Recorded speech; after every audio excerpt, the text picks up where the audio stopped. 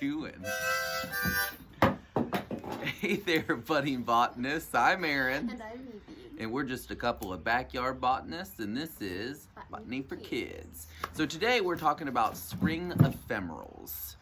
Do you remember what ephemerals means? Yes. Ephemeral means it's only there for a short period of time. So we're talking about plants that grow in the spring that aren't there for long.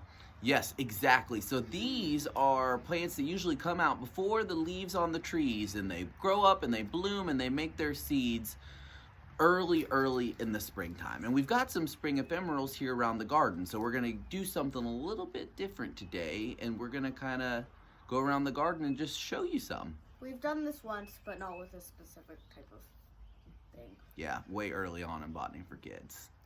You ready? Yes. Let's go. This is a spring beauty.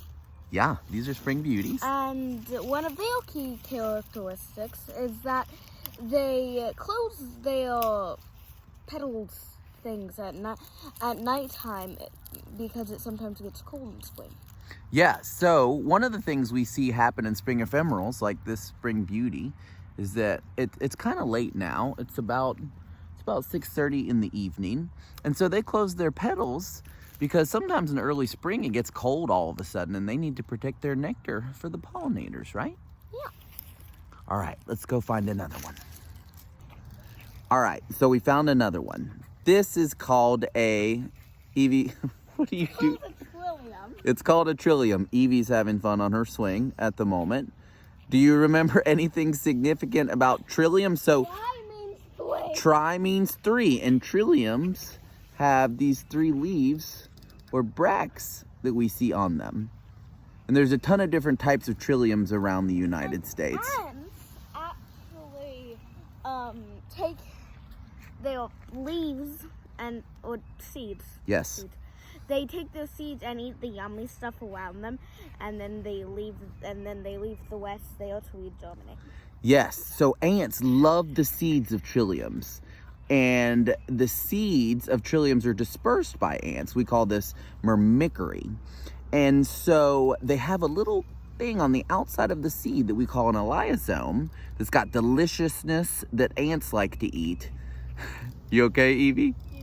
And so the ants eat these delicious seeds and they take them to their burrows and they bury them and they germinate and grow from there. Next up, we have a special plant. This little guy over here is a Tennessee trillium, and they're endangered. Do you remember what endangered means? That's right, or wrong. And that it means there aren't many of them, so we have to protect them. And Yeah, especially, yeah, exactly. Especially the habitats that they grow in, right? When something's endangered, it means there's not a whole lot of them left. And so we have to do our best to protect the areas that they grow and make sure we do our best to protect the plants themselves. Okay, we've got another one. And this one is actually an edible spring ephemeral.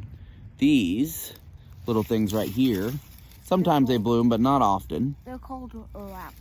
These are called ramps. Wild ramps or wild leeks are in the, do you remember what family they're in? They taste like them. Onions. Yes, they're in the onion family.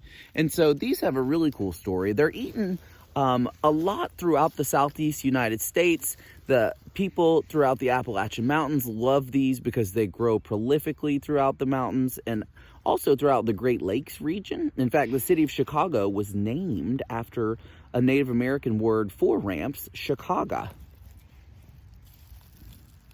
Wild leeks or ramps. Okay, next up we have, Bluebell. yeah, Virginia bluebells. These are special because They have blue, they're kind of purplish, but they Yeah. have blue flowers. Yeah. And only about 10% of plants have blue flowers. Yeah, blue is very rare in the plant world. Virginia bluebells, another spring ephemeral. Go to the next one. Okay.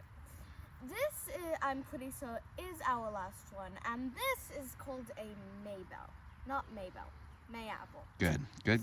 And something special about this is that